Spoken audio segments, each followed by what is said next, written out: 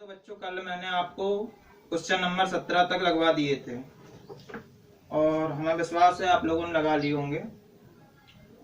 अब आते हैं क्वेश्चन नंबर 18 पे।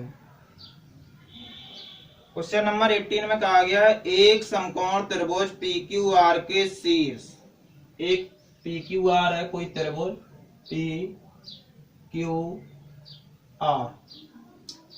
इसके शीर्ष हमें दिए गए हैं 8,0, 0,0,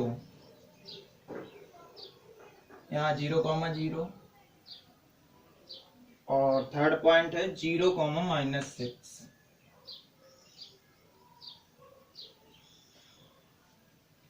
सिद्ध कीजिए इसके कर्ण की लंबाई 10 इकाई है।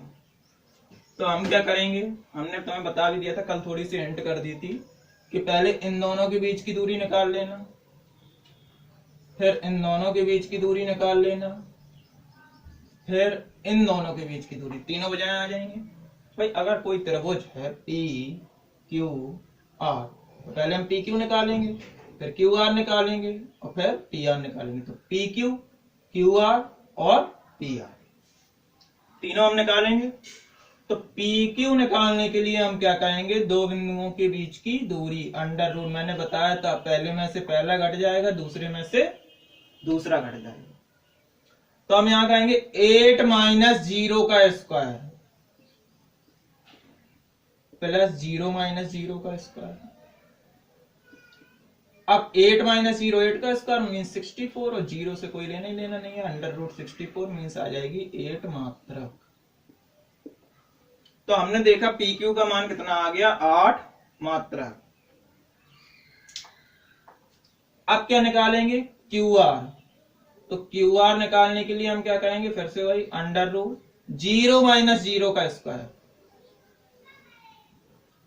प्लस 0-6 का स्क्वायर। देखो माइनस फॉर्मूले में होता है और माइनस यहां लगा है तो माइनस और माइनस प्लस, तो हो जाएगा 0 + 6 का स्क्वायर।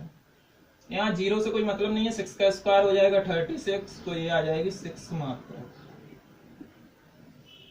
तो हमने PQ निकाल ली 8, QR निकाल दी 6, लास्ट रह गई PR, इन दोनों।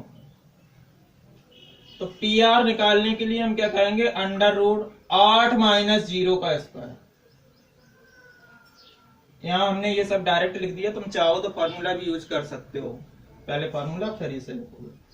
फिर क्या कहोगे 0-6, अब -6 तो माइनस पहले से फॉर्मूले में, तो +6, 0 + 6 का स्क्वायर।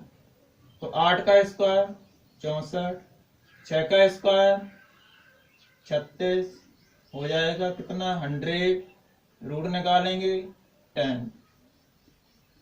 तो तीनों बजाएं आ गई। अब वो कह रहा है सिद्ध कीजिए इसका कर्ण 10 है। तो तुम्हें पता है इसमें सबसे बड़ी कौन सी है, 10, तो इसका कर्ण कितना हो जाएगा, 10 मात्रा। तो हम कहेंगे PR त्रिभुज की सबसे बड़ी भुजा है, इसलिए कर्ण बराबर 10 मात्रा। बात समझ में आई? फिर भी कोई समस्या हो तो पूछ सकते हो, ट्राई कर लेना।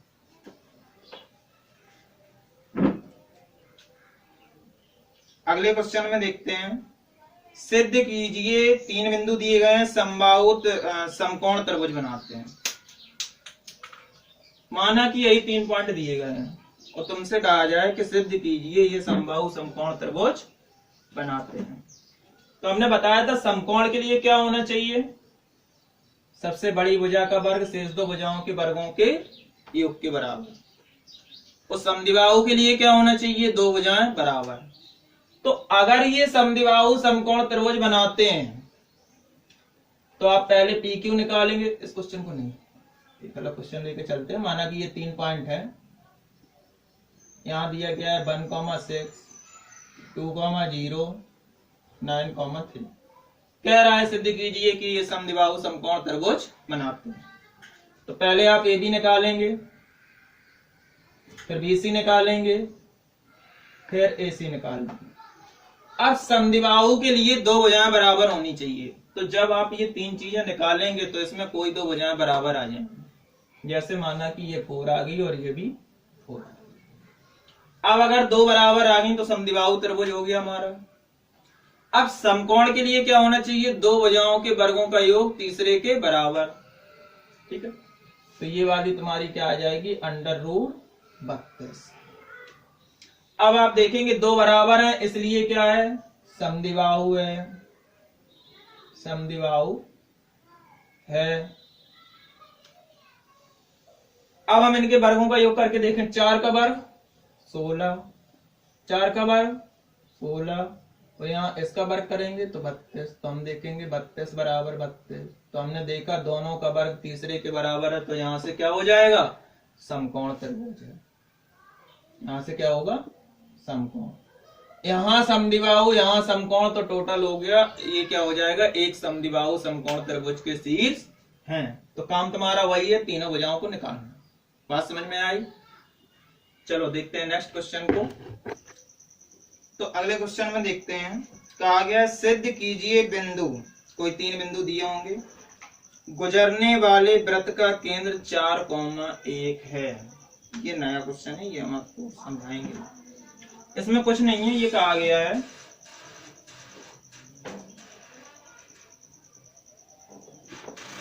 मतलब तुम्हें कोई पॉइंट दिए होंगे 1,6, 2,0, 4,9।